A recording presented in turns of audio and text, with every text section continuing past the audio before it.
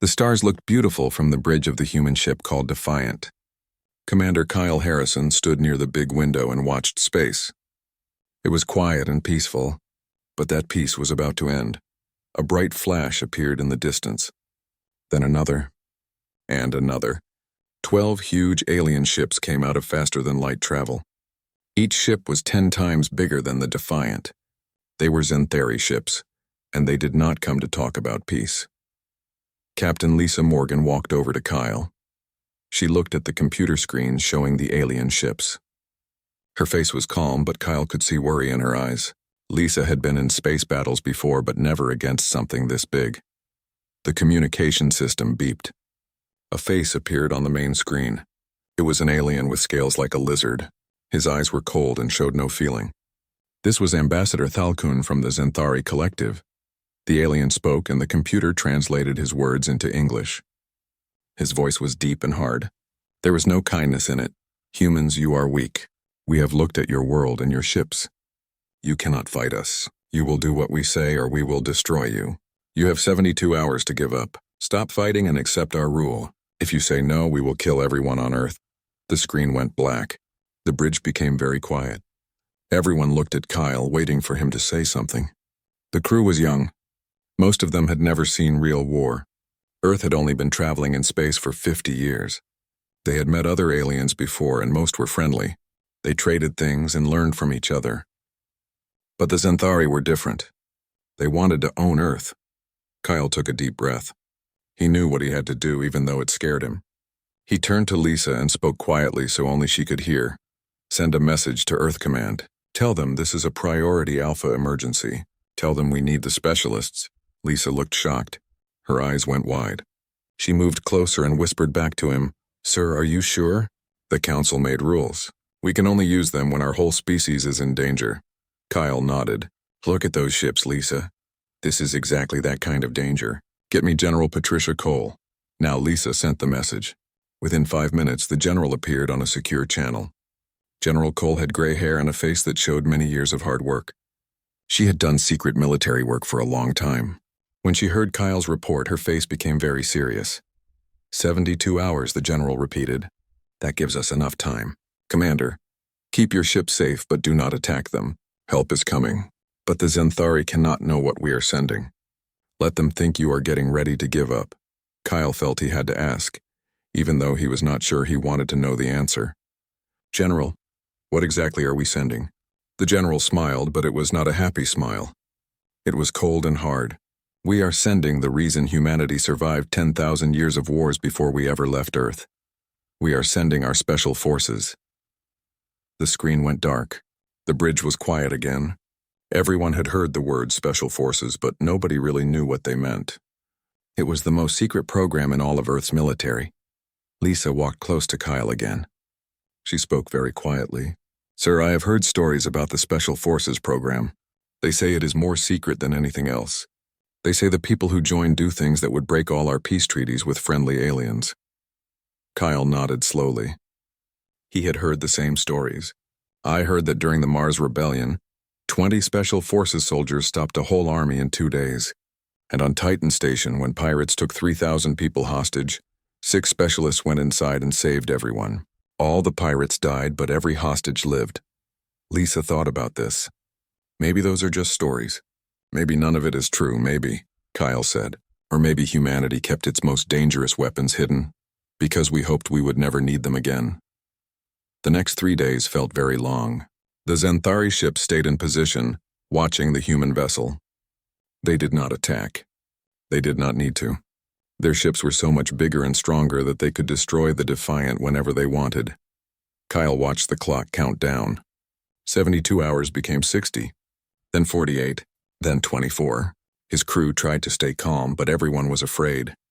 Some of them had families on Earth, children, parents, friends.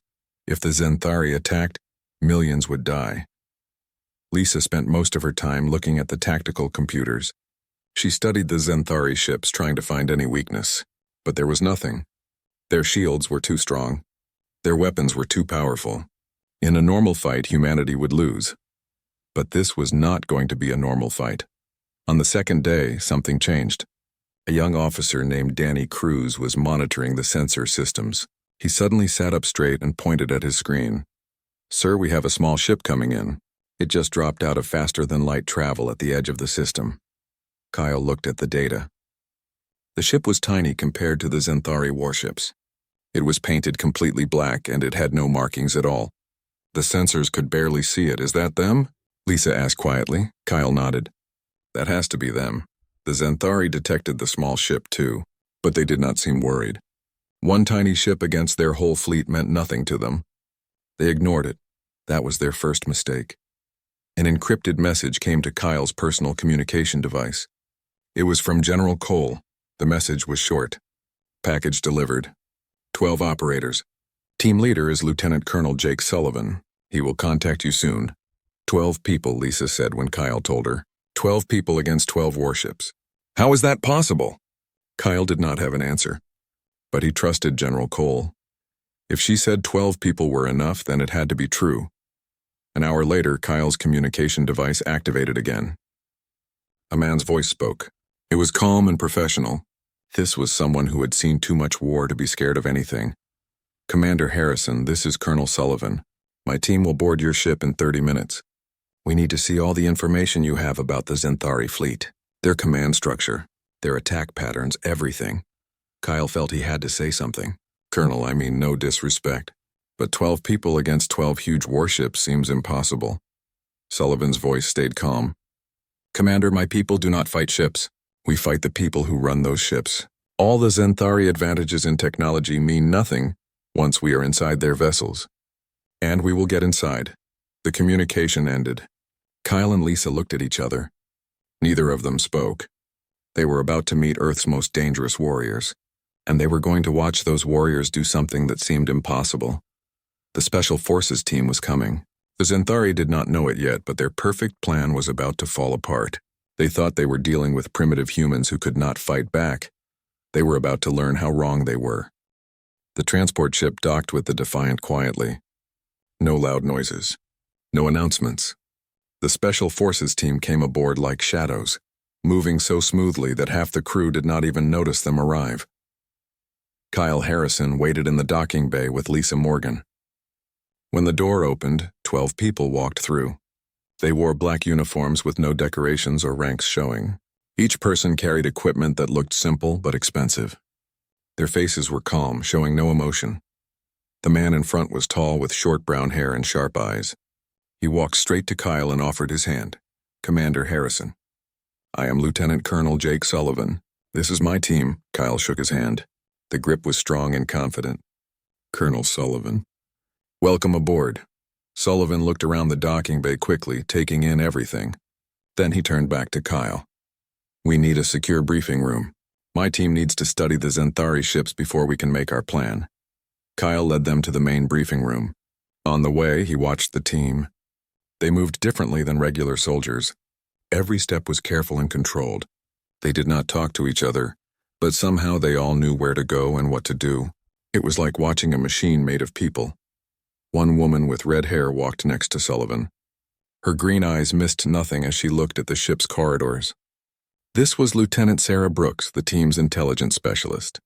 Another person, a man with dark skin and technical equipment on his belt, studied the ship's systems as he walked. His name was Sergeant Nathan Price, and he was their technology expert. In the briefing room, Lisa activated the holographic displays. Images of the 12 Zenthari warships appeared floating in the air. Each ship was shown with detailed scans of their weapons, shields, and structure. Sullivan studied the images without speaking. His team spread around the room, each person looking at different parts of the data. Brooks focused on the crew layouts. Price examined the power systems. The others looked at weapons positions, shield generators, and communication arrays. After 10 minutes of silence, Brooks spoke. "The Zenthari use a command structure based on hierarchy. If we remove the bridge crew, the ship goes into defensive mode. Lower officers will fight each other for control. That gives us about 8 to 12 minutes of confusion per ship." Price added his own analysis. "Their shield generators are in the engineering sections. Standard backup systems. If we hit 3 specific points, the whole shield grid collapses. We will have about 4 minutes before the backup systems come online." Kyle could not stay quiet anymore. Colonel, I still do not understand. How do you plan to get onto those ships? They are on high alert. Their security will be watching for any attack. Sullivan smiled. It was not a nice smile. Commander, humans have been boarding enemy ships since we invented boats thousands of years ago. The Zenthari use matter transmission beams to move cargo between their ships. We are going to make them transport us directly onto their bridges. Lisa looked confused. They will never fall for such an obvious trick. Brooks turned to face her. They will when we make them think they have captured Commander Harrison as a prisoner. Sir, we need you to pretend to surrender to the Zenthari.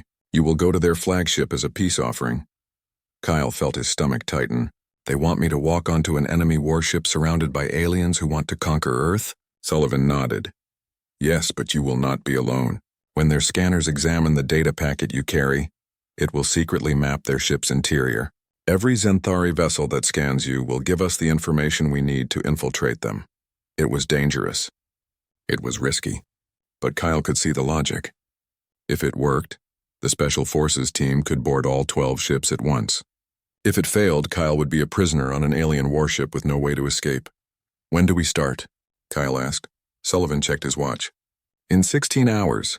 Get some rest, Commander. Tomorrow will be a long day. That night, Kyle could not sleep. He walked through the Defiance corridors thinking about what was going to happen. He passed by the cargo bay where the Special Forces team had set up their equipment. The door was open slightly and he could see inside. The team was preparing their gear. They moved with practiced efficiency, checking weapons, communication devices, and other equipment Kyle did not recognize. They did not talk much, but when they did, their voices were calm and professional. Brooks noticed Kyle watching. She walked over to the door. Cannot sleep, Commander? Kyle shook his head. I keep thinking about what could go wrong. If the Zenthari detect the scanning program, they will kill me immediately. Brooks looked at him with understanding in her eyes. The program is hidden in quantum signatures that their technology cannot read. They will scan you thoroughly and find nothing wrong. You will be safe, Commander. We do not leave people behind. Kyle wanted to believe her. Have you done this kind of operation before? Brooks smiled slightly. We have done things that make this look simple. Trust the training, Commander. Trust the plan. And trust that when you step onto that Zenthari ship, 12 of the most dangerous people humanity has ever produced will be right behind you. The next morning came too quickly. Kyle put on his dress uniform and prepared for his role. He would go to the Zenthari as a defeated commander, ready to discuss Earth's surrender. The aliens would think they had won. Lisa helped him prepare the diplomatic data packet. Inside its normal information about Earth and humanity, she hid the scanning program. It was invisible, undetectable, and would activate the moment any Zenthari computer touched it. Are you sure about this? Lisa asked quietly. We could find another way. Kyle shook his head. This is the only way to save Earth. If I do not go, millions die. The choice is easy. Sullivan and his team gathered in the transport bay. They were ready, every piece of equipment checked and double-checked. Price had modified their personal cloaking devices to hide them from Zenthari sensors. Brooks had studied the alien psychology and knew exactly how they would react. Sullivan walked over to Kyle. Remember, Commander, act defeated but not afraid. The Zenthari respect strength even in surrender. When you hand over the data packet, they will scan it multiple times. Each scan gives us more information. Stay calm and let them think they have won. Kyle nodded. And when do you come in? We will be there exactly 4 minutes after you arrive. The Zenthari will be so focused on you that they will never notice when their own transport systems activate. By the time they realize something is wrong, we will control their bridges. Kyle took a deep breath. Then let us begin. The message was sent to the Zenthari flagship. Commander Kyle Harrison of Earth wished to discuss terms of surrender. He would come alone, unarmed, ready to negotiate. Ambassador Thalkun responded within minutes. His reptilian face showed satisfaction. Finally, the humans understood their place. He would receive the commander personally on the bridge of his flagship. Kyle stepped into the transport chamber. He held the data packet carefully, knowing it contained more than just diplomatic information. It contained the key to Earth's survival. As the transport beam activated, Kyle's last thought before dematerializing was simple. Do not let me down, Colonel. Humanity is counting on you. Then the world dissolved into light. and Kyle found himself standing on an alien warship, surrounded by enemies. With nothing but faith that help was coming, the operation had begun. Kyle Harrison materialized on the bridge of the Zenthari flagship. The transport beam faded and he found himself standing in a massive room. The ceiling was high above him and strange alien technology covered every wall. Armed guards surrounded him immediately, their weapons pointed at his chest. Ambassador Thalkun sat in a large chair at the center of the bridge. His reptilian eyes watched Kyle with what looked like satisfaction. The human commander had come to surrender. The Zenthari had won without even firing a shot. "You have made the wise choice, human," Thalkun said through his translator. "Your species will serve the collective. In time, you may earn the right to limited freedom. But first, you will give us all information about Earth's defenses." Kyle held up the data packet. He kept his face calm, showing no fear. "I have brought our complete military database. It contains everything you asked for." A Zenthari officer took the packet and placed it in a scanning device. The alien computers began analyzing it immediately, checking for viruses or hidden programs. They scanned it once, then twice, then 3 times. Each scan sent information about the Zenthari ship's systems back to Sullivan's team. In Kyle's ear, hidden so small that even the Zenthari scanners had not detected it, Sullivan's voice whispered, "We have all 12 targets locked. Infiltration begins in 3, 2, 1. All across the Zenthari fleet, transport beams activated. But these were not normal transports. The Special Forces team had hacked into the alien systems, using the scanning data to find weak points.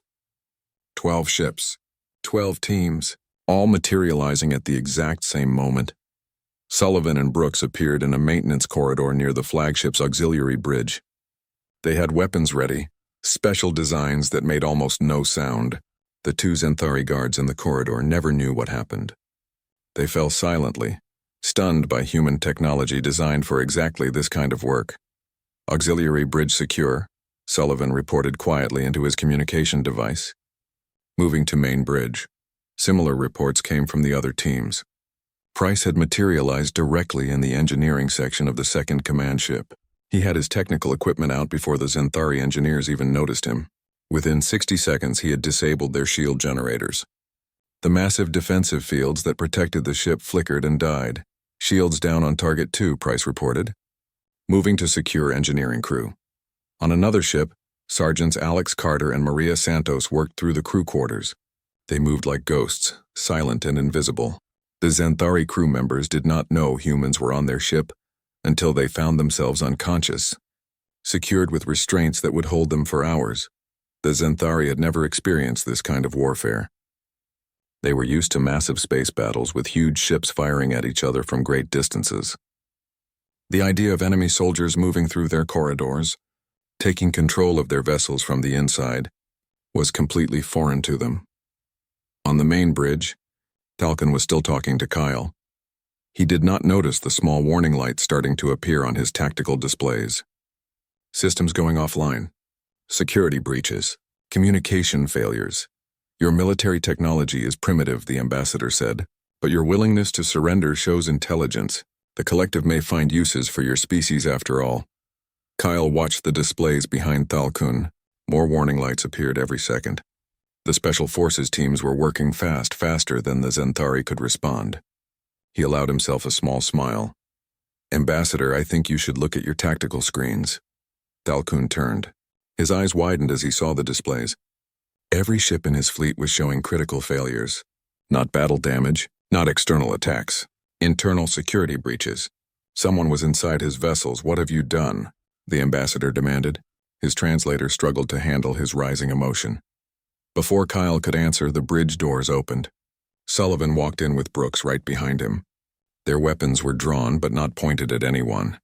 Behind them, 6 more Special Forces operators spread out, covering every exit and control station. The Zenthari guards raised their weapons, but Sullivan spoke quickly in their own language. He had learned it during the flight over. "Drop your weapons. Your ship is secure. Your crew is alive but restrained. You cannot win this fight." The guards hesitated. Thalkun stared at the humans in shock. "This is impossible. Our security is perfect. Our ships cannot be infiltrated." Sullivan walked to the center of the bridge. His voice was calm and professional. Your security was designed to stop other ships, Ambassador, not people. You never considered that an enemy might board your vessels because that is not how you fight wars. But humans have been boarding enemy ships for thousands of years. It is one of our oldest military tactics.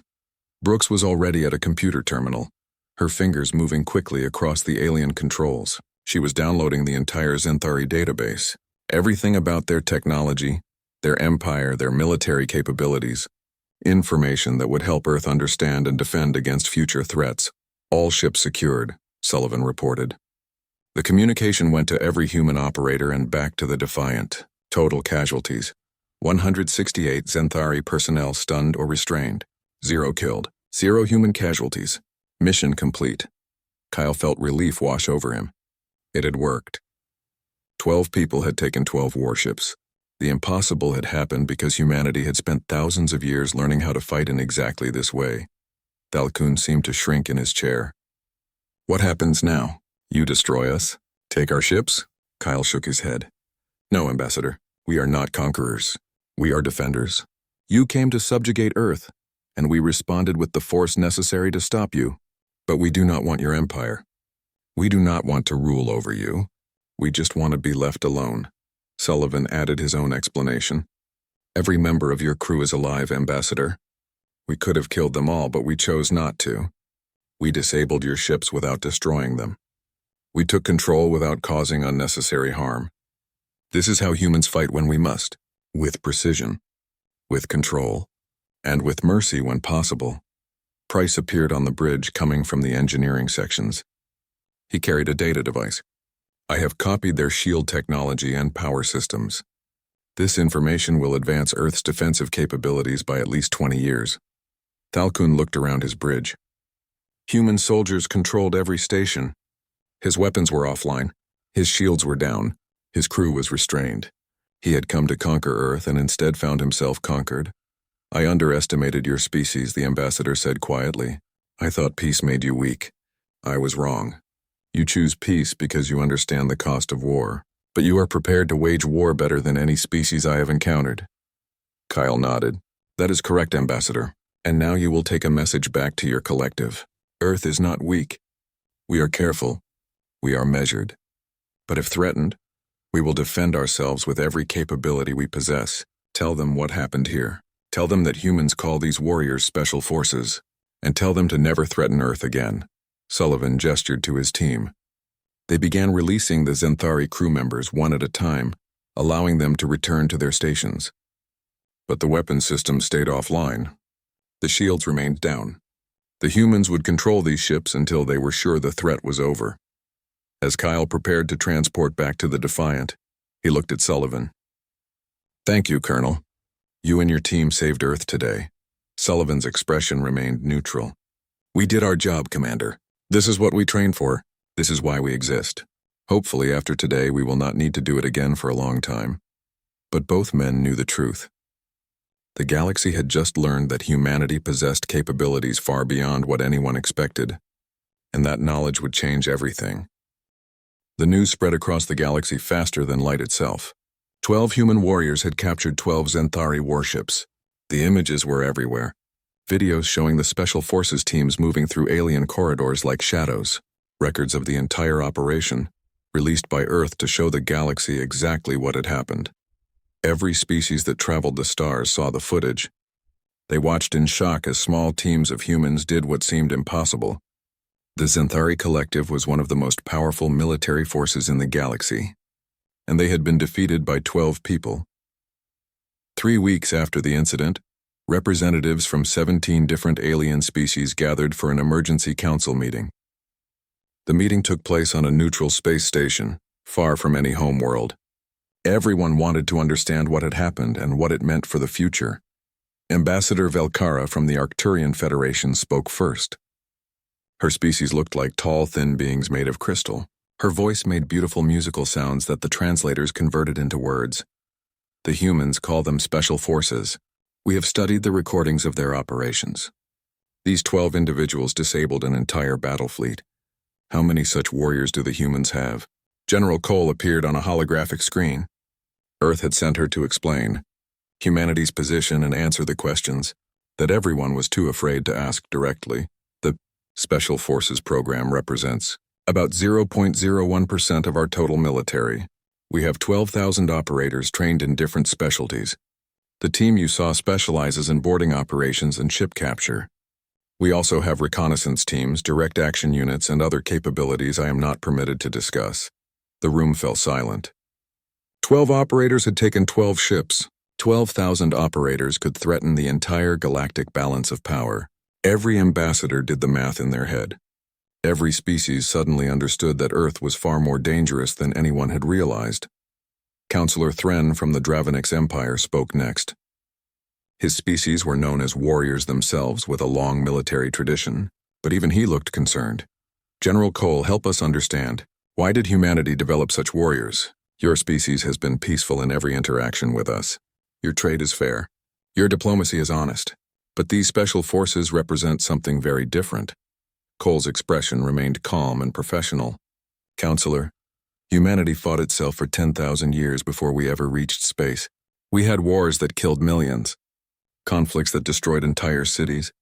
We learned to fight in every environment against every type of enemy, using every possible method. She pulled up historical data on the screens. Images appeared showing ancient human battles. Thousands of soldiers fighting with primitive weapons, sieges of great cities, wars that lasted for years or even decades. The alien representatives watched in horror as the numbers scrolled past. So many dead, so much destruction. When we finally reached the stars, Cole continued, we had a choice. We could bring our capacity for violence with us, or we could try to leave it behind. We chose to do both. We came to you hoping for peace. We genuinely wanted to find a better way. But we never forgot what we learned. The Special Forces program exists because we refuse to be victims ever again. Back on Earth, Kyle Harrison watched the council meeting from his office. He had been promoted to admiral after the Zenthari incident. Now he commanded Earth's diplomatic fleet, meeting with alien species and maintaining peaceful relationships. Sullivan stood beside him, also watching the broadcast. The colonel had been ordered to attend, to show the galaxy that Earth's special forces were real people, not myths or legends. They looked terrified, Kyle said quietly. Was that the goal? Sullivan shook his head. The goal was survival. But yes, fear has value, not for conquest, for prevention. Every species out there now knows that attacking humanity means fighting warriors who have trained for thousands of years. They will think carefully before threatening us. On the council broadcast, Ambassador Thalkun was speaking. The Zenthari representative looked very different from the proud alien who had threatened Earth. His time as a prisoner had changed him. He spoke with respect now, not arrogance. I came to conquer Earth because I believed humans were weak. I thought their desire for peace meant they could not fight. I was completely wrong. Humans are not weak. They are wise. They know the true cost of war and they choose to avoid it. But they are also prepared to wage war better than any species I have ever seen. Thalkun paused. His reptilian features showed something that might have been shame. The Zenthari Collective offers a formal apology to humanity. We seek to establish diplomatic relations as equals. We will never threaten Earth again. And we will share our experience with all species. Humanity calls them special forces. We have seen what they can do. I pray that no one else ever needs to face them. The council session continued for hours. Every species had questions. Every ambassador wanted to understand the limits of human military power. General Cole answered what she could, but some things remained classified. Brooks entered Kyle's office carrying several data tablets. She had been analyzing the response from different alien governments. The intelligence specialist looked tired but satisfied. The psychological impact is exactly what we hoped for, she reported. 17 species have contacted Earth requesting friendship treaties. 23 others have sent messages expressing their desire for peaceful relations. And most importantly, the 3 aggressive empires in this sector have all pulled back their military forces from border regions. Kyle studied the data. So fear is working as a deterrent. Brooks nodded. But it is more than just fear, Admiral. They respect us now. Before, Earth was the new species, the young civilization that everyone could ignore. Now we are recognized as a major power. Not because we conquered anyone, but because we proved we could if we wanted to. Price arrived next, carrying his own reports. The technical specialist had been studying the Zenthari technology they had captured. His analysis would help Earth build better defensive systems. The Zenthari shield technology is fascinating, Price explained.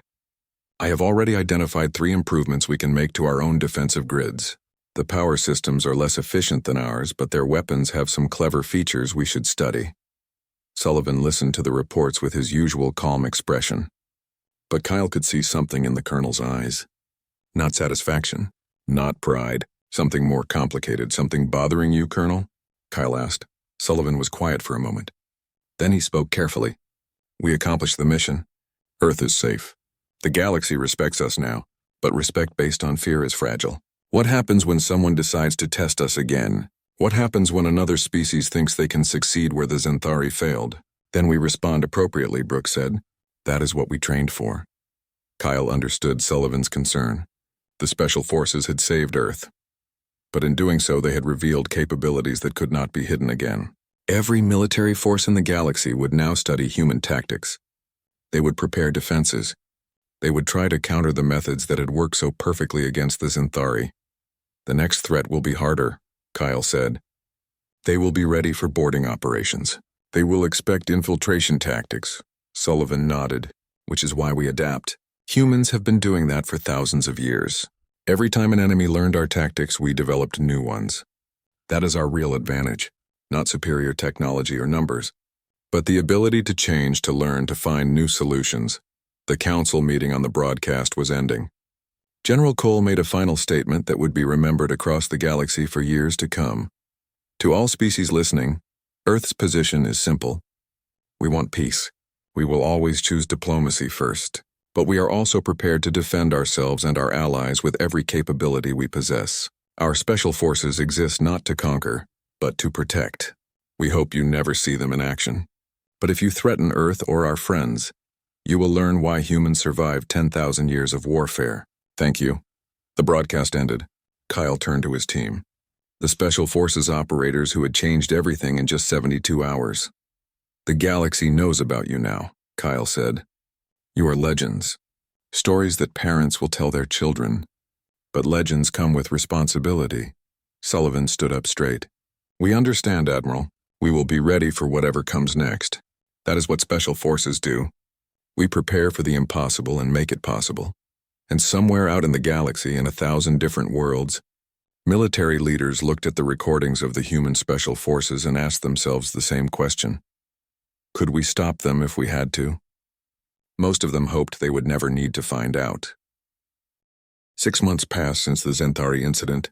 Admiral Kyle Harrison now commanded a small fleet of diplomatic ships. His job was to meet with alien species and build friendships. Earth's position in the galaxy had changed completely. No longer were humans seen as harmless newcomers. Now they were respected, sometimes feared, always taken seriously. Sullivan and his team had returned to Earth after the operation. Their mission was classified at the highest level, but word spread anyway.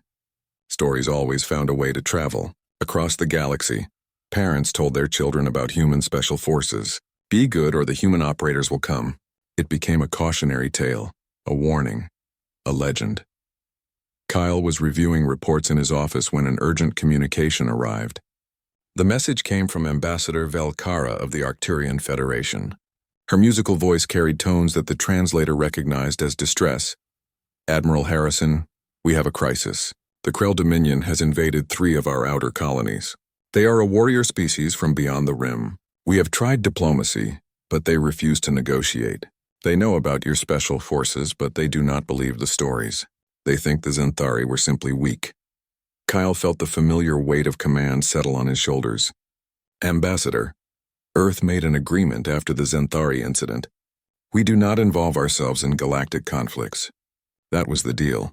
Velkara's image showed desperation. I understand, Admiral. The Arcturians helped humanity when you first came to space. We shared our knowledge. We were your first friends among the stars. Now we need help. Not to conquer the Krell, just to evacuate our civilians from the occupied colonies. Please, Admiral. We are not asking you to fight our war. We are asking you to save innocent lives. It was a clever request. If Earth refused, they would look like fair-weather friends who only cared about themselves.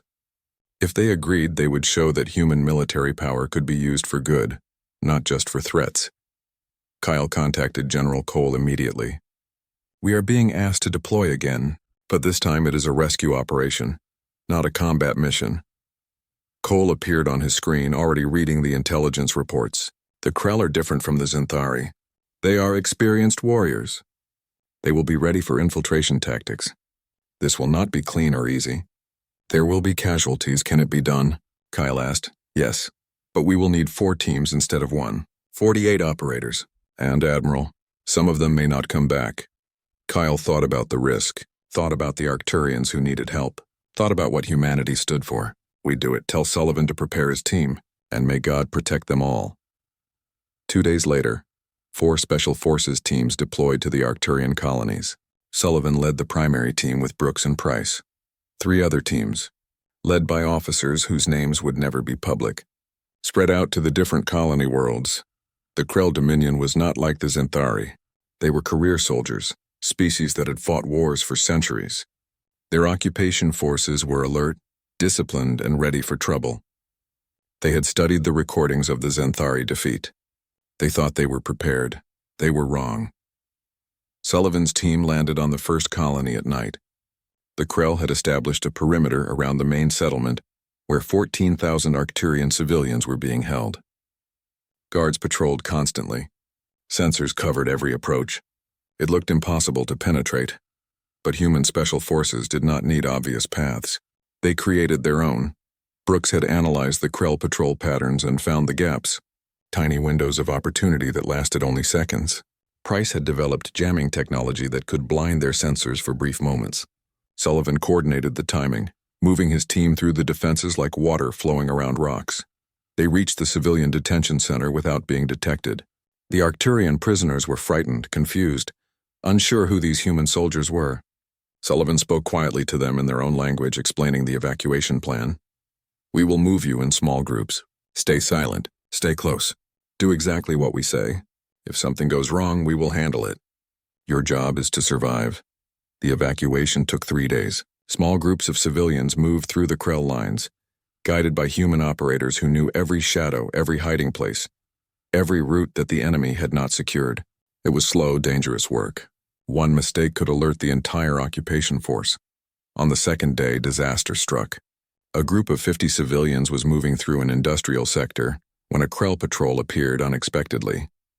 The aliens raised their weapons, ready to capture or kill the escaping prisoners. 2 human operators, Sergeants Helen Drake and Kevin Murphy, made a split-second decision. They stepped out of cover, drawing the Krell's attention away from the civilians. Their weapons fired, giving the prisoners time to run. The firefight lasted less than a minute. Drake and Murphy eliminated the patrol but were wounded badly in the process. They could not escape with the civilians. Instead, they stayed behind, holding a defensive position that allowed everyone else to get away. By the time reinforcements arrived for them, both operators were dead. They had saved 50 civilians but paid the ultimate price. Sullivan received the news while coordinating the final evacuation groups. His face remained calm, professional, but everyone who knew him could see the pain in his eyes. Drake and Murphy had been with his team for 5 years. They were more than soldiers. They were family. "We finished the mission," Sullivan said quietly. "That is what they would want. We get every civilian out. We honor their sacrifice by completing what we started." 72 hours after the operation began, all 14,000 Arcturian civilians had been evacuated. The Krell never understood how it happened. Their prisoners simply vanished, moved through their lines by warriors they could not see or catch, but the cost was heavy. Drake and Murphy were not the only casualties. 3 more operators from other teams had died in similar situations, staying behind to protect civilians, sacrificing themselves so others could live. When the teams returned to Earth, a memorial service was held. It was small, private, attended only by the families of the fallen and the Special Forces community. Kyle was invited to attend, as was General Cole. Sullivan stood before the memorial wall where the names of Drake, Murphy, and the other fallen operators had been added. His voice was steady but filled with emotion as he spoke. They did their duty. They protected the innocent. They gave their lives so that others could go home to their families. This is what special forces do. This is who we are. We are not conquerors. We are not destroyers. We are shields. We stand between danger and those who cannot protect themselves. After the service, Kyle spoke with Sullivan privately. The Krell have withdrawn from the Arcturian colonies. They said the cost of maintaining the occupation was too high. Your operation made it impossible for them to hold what they took. Sullivan nodded. That was the goal. Make it too expensive, too difficult, too costly to continue. We could not defeat their entire military, but we could make them decide that the colonies were not worth the price. Kyle looked at the memorial wall. 5 names, 5 people who would never go home. Was it worth it, Colonel? 5 lives for 14,000? Sullivan's expression was complicated. Every life has value, Admiral. The 5 who fell knew the risks. They volunteered for this work. They trained for years knowing that this day might come. Would they make the same choice again? Yes, without hesitation. That is what makes them special. Brooks and Price stood nearby listening. Both of them had been close to the fallen operators. Both of them understood the cost of their profession. The galaxy thinks we are invincible, Brooks said quietly. They see the successful operations and think we never lose. But we pay the price just like everyone else. We just do not quit when the cost gets high. Price added his own thoughts. The Arcturians will remember what we did. Not just that we saved their civilians, but that we were willing to sacrifice our own people to do it. That means something. It shows that humanity's military power serves humanity's values. News of the operation spread across the galaxy. The story was different this time. Not a perfect victory like the Zenthari incident, but something more meaningful. Humans had lost people saving aliens. They had proven that their special forces existed not just to win battles, but to protect life. Ambassador Velkara sent a personal message to Kyle. On behalf of the Arcturian Federation, we thank you. 14,000 families are together because of your warriors. We will never forget their sacrifice. Earth will always have friends among our people. Sullivan and his team prepared to return to their base. The training would continue. New operators would join, and somewhere in the galaxy another crisis would eventually happen. They would be ready. As Kyle watched them leave, he understood something important. The Special Forces were more than just warriors. They were proof that humanity had learned from 10,000 years of war. They knew how to fight. But more importantly, they knew when to fight, how to fight, and what was worth fighting for. The galaxy called them Special Forces, and it prayed never to face them. But now some species prayed for a different reason. They prayed that if danger came, humans would be there to help. 2 years passed since the Arcturian evacuation. Earth's position in galactic politics had stabilized into something new and unique. Humans were not the strongest military power.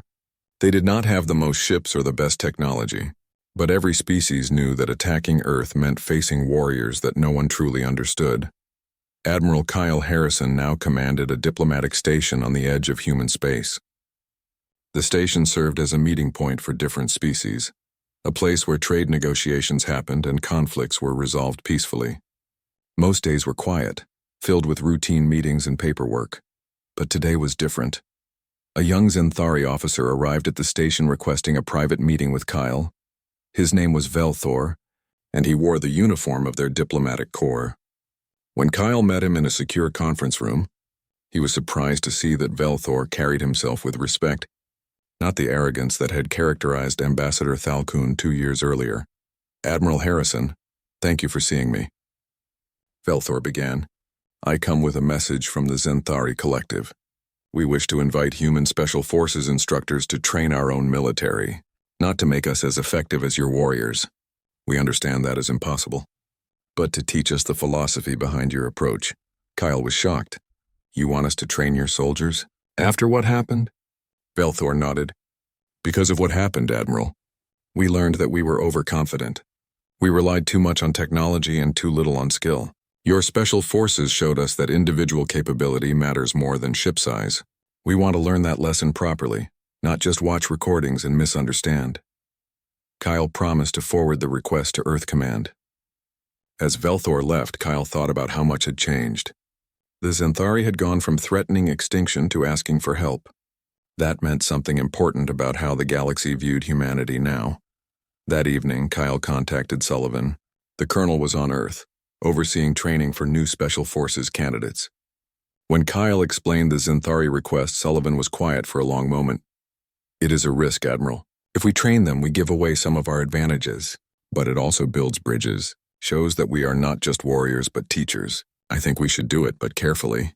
Teach them principles, not specific tactics," Kyle agreed. Over the next few months, a small team of human instructors went to Zinthari space. They taught not the mechanics of special operations but the philosophy, adaptability, discipline, the importance of understanding your enemy, how to turn disadvantages into advantages. Word spread about the training program. Soon, other species requested similar instruction. The Arcturians wanted to learn rescue operations. The Dravenix Empire wanted to improve their boarding tactics. Even the Krell, after their failed occupation, sent observers to study human methods. Earth Command created a new program called the Interspecies Special Operations Academy. Sullivan was appointed as its director. Brooks became the chief instructor for intelligence operations. Price taught technical skills and equipment adaptation. The academy was located on a neutral station, built specifically for this purpose. Students from dozens of species came to learn from human instructors. The program was careful never to reveal Earth's most classified capabilities. But it shared enough to raise the general level of military professionalism across the galaxy. One day, Kyle visited the academy to observe a training exercise. He watched as a mixed team of Zinthari, Arcturian, and Dravenix students worked together on a simulated hostage rescue. They made mistakes, but they learned from them. The human instructors were patient, explaining not just what to do, but why. After the exercise, Kyle spoke with Sullivan in the observation room. "You are creating something remarkable here, Colonel. A generation of warriors from different species, all trained in human methods." Sullivan watched the students below. They were reviewing their performance, identifying errors, discussing improvements. It reminded him of his own training decades earlier. "We are teaching them more than tactics, Admiral. We are teaching them restraint. How to use force precisely. How to protect innocent lives even during combat. These lessons will make the galaxy safer, not more dangerous." Brooks joined them carrying a data tablet. She had been analyzing the program's impact on galactic security. The results were encouraging. Military conflicts are down by 40% since we started the academy. When fights do happen, they end faster with fewer casualties. The species that have sent students here are using what they learned to resolve conflicts more efficiently. Kyle smiled. "So humanity's capacity for violence is actually creating peace." Price walked over with his own observations. "It is more than that, Admiral. By sharing our knowledge, we are making everyone understand that war is a science, not a contest of who has bigger ships. When you understand something properly, you respect it more. You avoid it when possible." That night, the Academy held a graduation ceremony. 30 students from 12 different species completed their basic training. They would return to their homeworlds as certified special operations personnel, bringing human methods to their own militaries. Sullivan gave a speech to the graduating class. His words were simple but powerful. "You came here from different worlds, different cultures, different military traditions. But you leave as something new. You are operators trained in methods that humanity developed over 10,000 years of warfare. Use what you learned wisely. Protect your people. Defend the innocent. And remember that the best battle is the one you never have to fight." One graduate, a young Zinthari named Kaelvin, approached Sullivan after the ceremony. His scales were lighter than Ambassador Thalkun's, marking him as part of a younger generation. "Colonel Sullivan, I must tell you something. 2 years ago, I was part of the fleet that threatened Earth. I was a junior officer on one of the ships your team captured. I watched you work that day. I saw how you moved, how you thought, how you controlled everything without killing anyone unnecessarily. It changed my understanding of warfare completely." Sullivan studied the young Zinthari. "That operation was necessary to defend my people, but I took no pleasure in it." Kaelvin nodded. "I understand that now. That is why I requested assignment to this academy. I wanted to learn from the warriors who showed mercy, even when they had every advantage. Thank you for accepting me as a student." After the ceremony, Kyle and Sullivan walked through the Academy's memorial garden. Earth had created this space to honor all warriors, human and alien, who had died protecting others. The names of Drake Murphy and the others killed in the Arcturian evacuation were there. alongside names from other species who had fallen in the line of duty. "Do you think this is working?" Kyle asked. "Teaching others our methods, spreading our philosophy across the galaxy." Sullivan looked at the memorial stones. Each name represented a life given in service. "Yes, Admiral, not because we are making everyone like us, but because we are showing that military power can serve higher purposes. Every student who graduates from this academy understands that strength exists to protect, not to conquer." They stood in silence for a moment, thinking about the journey humanity had taken. From a species that fought itself for thousands of years to a species that taught others how to fight more wisely. It was a strange evolution, but perhaps it made sense. Brooks and Price joined them in the garden. The four of them had been together since the Xanthari incident. They had saved Earth, evacuated civilians, and now built something new. A legacy that would outlast any single operation. "The galaxy still fears us," Brooks observed. "But it is a different kind of fear now. Respect mixed with caution. They know we can fight, but they also know we prefer not to." Price added his own thought. "The academy changes everything. Every student who trains here becomes a connection between their species and humanity. We are building a network of warriors who share common values. That is worth more than any weapon." Sullivan looked up at the stars visible through the garden's transparent dome. Somewhere out there, threats still existed, species that would test Earth's resolve, conflicts that would require intervention. But humanity was ready, not just with special forces teams, but with a galaxy full of allies who understood what humans stood for. "The galaxy calls us special forces," Sullivan said quietly.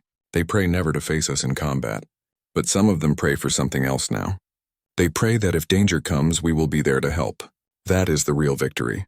Not defeating enemies, but creating friends." Kyle nodded. "We brought our capacity for violence to the stars, but we also brought our capacity for mercy, for teaching, for building. Maybe that is what makes us truly special." The four of them walked back toward the academy's main building. Students from a dozen species moved through the corridors, learning, training, preparing for their own futures. Each one carried a piece of humanity's legacy. Each one would make their corner of the galaxy a little safer. Humans had called them special forces. The galaxy had learned to pray never to face them. But as time passed, that prayer evolved into something more complex. Do not face them as enemies, but if danger threatens, pray that they stand beside you as friends. Earth's warriors had saved their world twice. Now they were working to save the galaxy, one student at a time. It was slow work, difficult work, but it was the kind of work that built lasting peace.